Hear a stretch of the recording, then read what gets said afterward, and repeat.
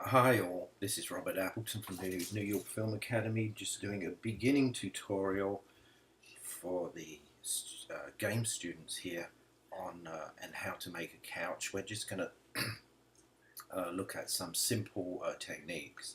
Okay, so first we're going to go up to the shelf here and create this cube. And when you create this cube, you can come over to the side here. I don't know what you call this, like with these tabs here. And you have these two tabs, and you can go to the channel box tab, and in the inputs you can go to the inputs of the polycube here, and it's going to bring up these attributes. I'm going to change the width to 14, the height to 2, and the depth to 4, and the subdivisions to 2.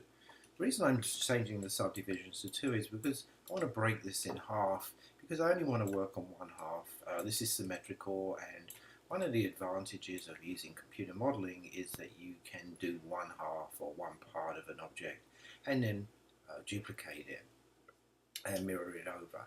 So what you see here is the wireframe of the box, and if you hit the hotkey 5 you can come into the shaded view. So, and then to go back to the wireframe it's 4, and what I'm going to do is right click on over the object when it's selected. When it's selected it has the green outline, and I'm going to come to face.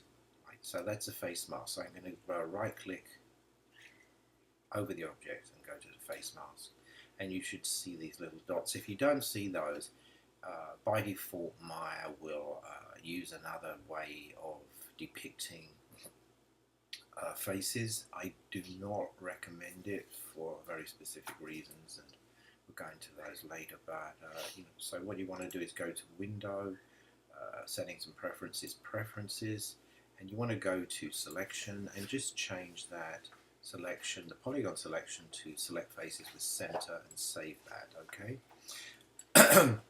What I'm going to do now, I'm going to make sure I'm in my face mask, so right click over the object, go to face, and then just select these faces and delete them. So now you have just half.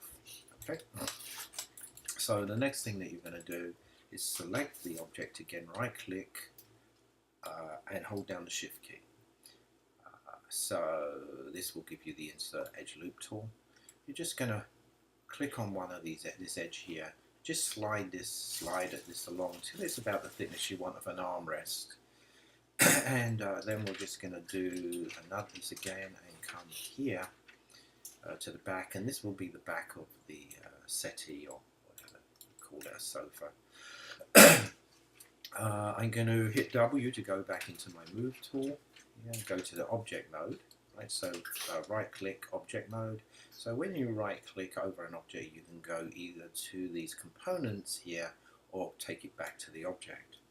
What I'm going to do now is right click over it again and go to face, select this face. I'm going to hold down the shift key and just go around selecting these three faces. I'm just going to rotate around the object to make sure I have nothing that I don't want.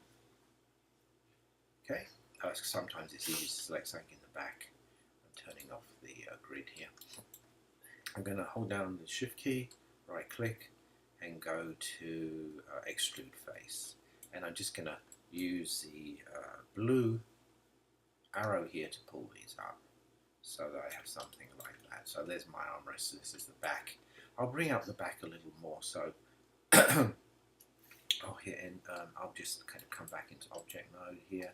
Come right click again, go to the faces, just select this face and this face again, holding down the shift key, and then what I will do is hold down the shift key again, right click extrude face, and bring that up. And now I have my basic sofa, settee, whatever you want to call it. Next thing I'm going to do is I'm going to go into my front view here, and excuse me, while I have a little drink something a minute. So I'm going to right click and go to face, and I need to be in the orthographic view to do this correctly, and just marquee, and it will select. If I go back into my polygon, into my perspective view here, I can actually select these. Why didn't it do that? Face, maybe. So it should select those So let's just come back here so you can see I've selected these faces on the bottom. Or I mean, you can just do this and hold down the shift key, but this way you're in danger of selecting things in the back, which I didn't do. And I'm just going to hit delete.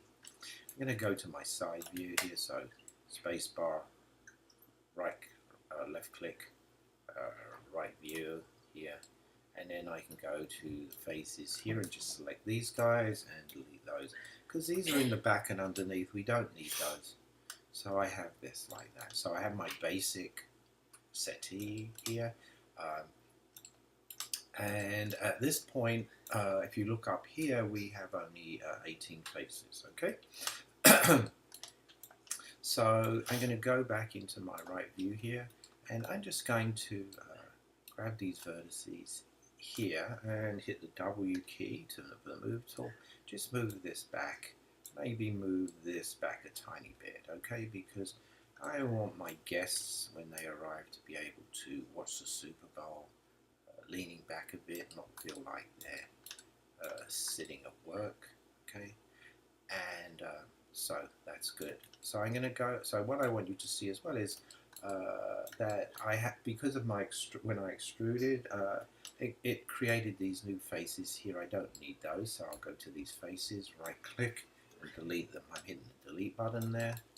Come back here like that. I'm going to turn on wireframe on shaded so you can see that. Okay, so that's that little button up here, this blue box with the white outlines.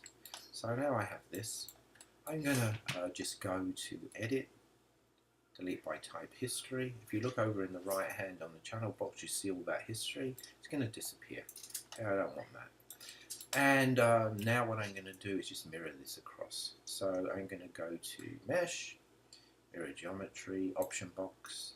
I want to mirror this in the -x direction. Notice here, if you look down here, that's how you can tell this is +x, this is -x, and mirror that across like so. And there I have my basic settee. It's kind of wide, but it's a good beginning. Okay, so thanks a lot, and I'll see you next time.